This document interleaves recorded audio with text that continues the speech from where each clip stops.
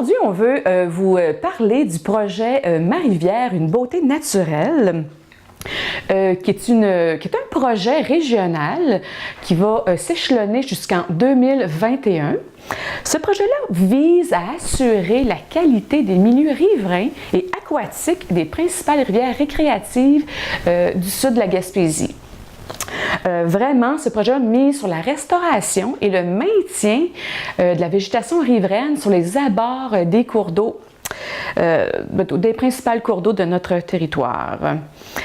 De façon plus spécifique, ça vise à accompagner les municipalités dans l'adaptation de leur réglementation et dans les suivis qui seront effectués par la suite lorsque ces règlements-là seront mis en application. Ça vise aussi à développer des outils pour mieux sensibiliser les gens et les accompagner dans leur processus de revégétalisation des rives. Pourquoi on veut revégétaliser les rives de nos magnifiques cours d'eau? C'est que, il est vraiment bien documenté à l'heure actuelle que lorsque les gens s'établissent sur le bord des rivières, des cours d'eau, ça apporte du déboisement, de la tonte de gazon, ça apporte un changement d'usage qui vient affecter la qualité à la longue de l'eau, de nos cours d'eau et la qualité aussi de nos habitats riverains. Donc, il y a une dégradation qui est constatée lorsque l'établissement humain ne se fait pas conformément à la réglementation actuelle. Pour le sud de la Gaspésie, c'est vraiment la rivière Bonaventure qui est la plus touchée par le développement résidentiel. Il y a d'autres rivières. Les autres municipalités vont être abordées prochainement pour leur faire un constat de l'état de leur rivière par rapport à l'établissement résidentiel. Nous, on veut que les municipalités donnent une couleur locale à ce projet-là, qui est nos rivières, qui est Ma-Rivière, une beauté naturelle. Pour Bonaventure, c'est la première municipalité qui va de l'avant avec la protection de ses rives et en se dotant d'outils via notre projet. Et pour la municipalité de Bonaventure, le projet va s'appeler Opération Rive. Et j'ai mon collègue avec moi qui va vous aborder spécifiquement sur Opération Rive. Des outils ont été développés pour ce beau projet qui a ce visuel-là. Il y a un outil, dans le fond, il y en a deux qu'on a fournis. Il y en a un qui c'est pour aider les gens pour comment procéder pour revégétaliser leurs rives, qu'est-ce qu'ils peuvent faire. Et puis l'autre, c'est pour détailler la réglementation concernant les bandes riveraines pour qu'ils soient bien informés de qu'est-ce qui peut se faire, par exemple. Donc, pour le projet, la première étape, ça a été de visiter tous les terrains qui sont riverains à la rivière Bonaventure pour qu'on puisse délimiter la bande riveraine et puis leur dire c'est jusqu'où ça va. Donc, pour ce faire, la première chose, c'est on va sur chacun des terrains, on trouve la ligne des hautes eaux qu'on appelle.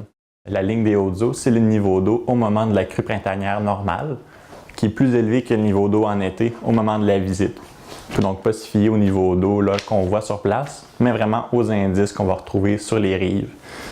Il y a deux types d'indices. Il y a les indices biologiques puis physiques. Donc, les indices biologiques, dans le fond, c'est les plantes qu'on va retrouver.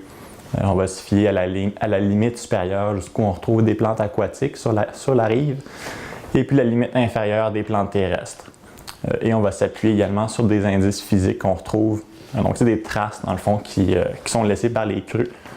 Il y a des laisses de crues, que c'est des débris qui s'accrochent sur les branches et les tiges. Et puis des lignes de débris sur le sol, des dépôts de sable, la déposition de sédimentation sur les troncs d'arbres.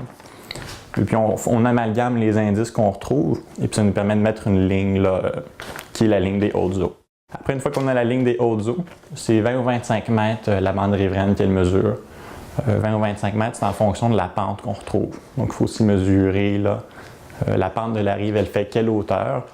Et en fonction de cela, ça va être 20 ou 25 mètres qu'on mesure de profond à partir de la ligne des hautes eaux.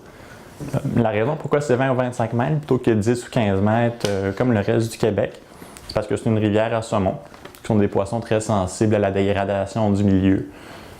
Et puis c'est pour ça là, que c'est plus long que le reste du Québec. Pour la première année du projet, on a visité 200 propriétés environ sur les 244 qui seront à faire en tout.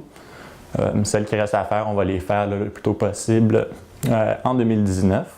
Nous, l'objectif pour le restant du projet, pour les 2 autres années, mais d'abord, c'est qu'il cesse d'y avoir une dévégétalisation des bandes riveraines. C'est quand même beaucoup plus facile de préserver là, la végétation qui est en place plutôt que de renaturaliser une fois qu'on a déboisé puis qu'on a engazonné.